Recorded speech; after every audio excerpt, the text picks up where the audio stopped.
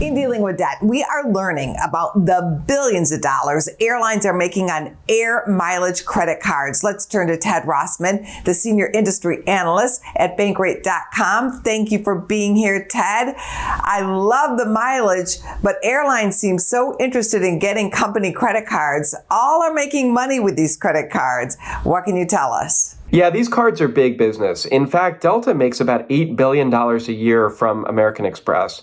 The best way to think about this is that credit card companies essentially buy airline miles from the airlines, and then they turn around and they use these as customer incentives to drive more signups and drive more spending.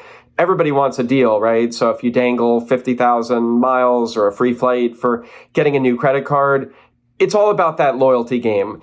This is why Senator Dick Durbin from Illinois has claimed that airlines are basically credit card companies, in his view, that just happen to own a bunch of airplanes. Should consumers beware of these airline credit cards? Are the interest rates sky high? The interest rates are high. They're similar to what we see on other rewards cards. We're generally talking somewhere between about 20 and 30%, depending on your credit score. So that's high, but it is comparable to what we see on other travel and cashback credit cards. The average credit card overall charges about 20%.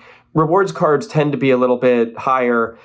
Some of the best advice for consumers, though, is pay in full. If you're among the half of cardholders who pay in full every month, well, then you don't owe interest and you can get some great benefits. If you do have credit card debt, no shame, but let's not make the situation any worse. It's probably better to stick with cash or debit, or maybe get a low rate credit card like a 0% balance transfer card.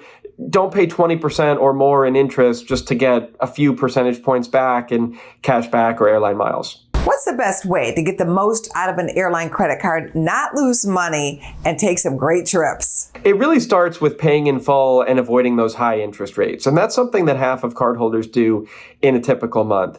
Besides that, there's the question of what card is best for you. Airline cards tend to work best if you're loyal to a specific airline. Then it probably does make sense to get their card, assuming you fly them a lot and you pay in full and you don't owe interest, because there are some double and triple and quadruple down kind of benefits. You get all those airline miles, maybe you get free flights or free upgrades, but maybe you also get a free check bag or priority boarding or other benefits unique to that airline.